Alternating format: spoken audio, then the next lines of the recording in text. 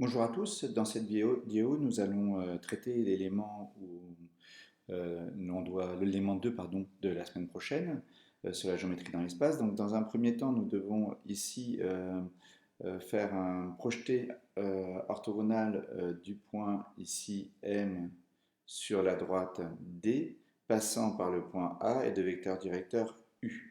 Donc pour cela, effectivement, vous aviez déjà une vidéo dans laquelle je l'avais traité. J'ai commencé par paramétrer le point projeté orthogonal H.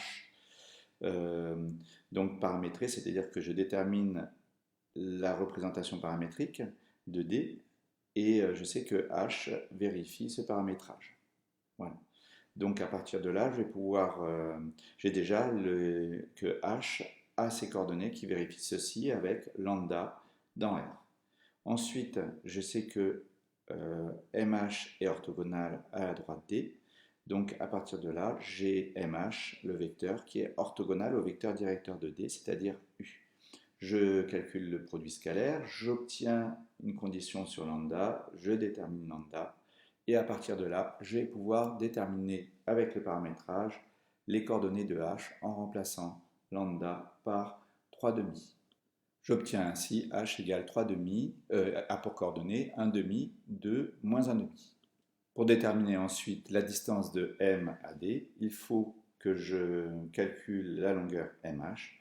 Et pour ça, tout simplement, j'ai racine carrée de 1 demi au carré, voilà, plus moins 1 au carré, plus 1 demi au carré, qui est égal à racine carrée de 3 demi. En question B, nous allons cette fois-ci faire un projeté orthogonal du point ici B sur le plan passant par M et de vecteur directeur, enfin de vecteur normal N. Ce point, nous allons l'appeler E. Et on constate ici effectivement que le vecteur BE sera orthogonal et donc collinéaire à N, orthogonal à la direction, orthogonal au plan R.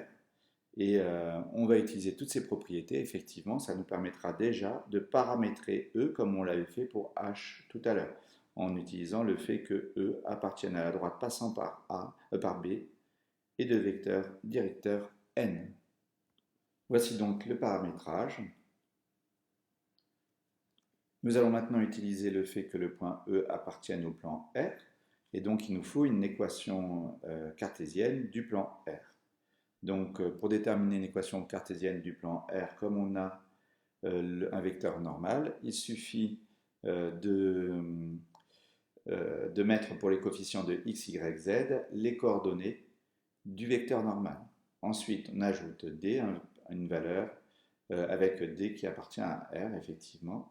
Et donc, ensuite, pour pouvoir déterminer les valeurs de D, il nous faut utiliser le fait que le point M appartienne à R. Donc, vérifie l'équation cartésienne du plan. Donc, je remplace les coordonnées x, y, z par les coordonnées du point M et j'obtiens ici l'équation suivante, ce qui me permet de trouver que D égale moins 2.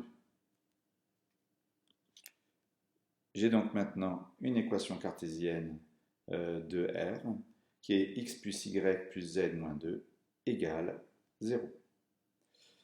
Ensuite, pour déterminer le point E, j'utilise cette équation cartésienne en remplaçant les coordonnées x, y, z par le paramétrage que j'avais obtenu pour le point E. Donc voilà ce que j'obtiens.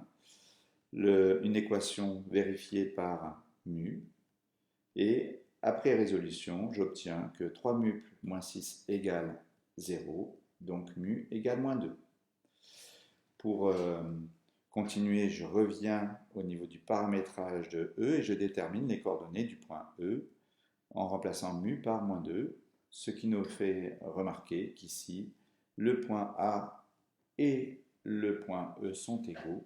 Donc, on obtient ici un triangle rectangle ABM, rectangle en A. Donc, on sait maintenant que le triangle ABM est rectangle en A.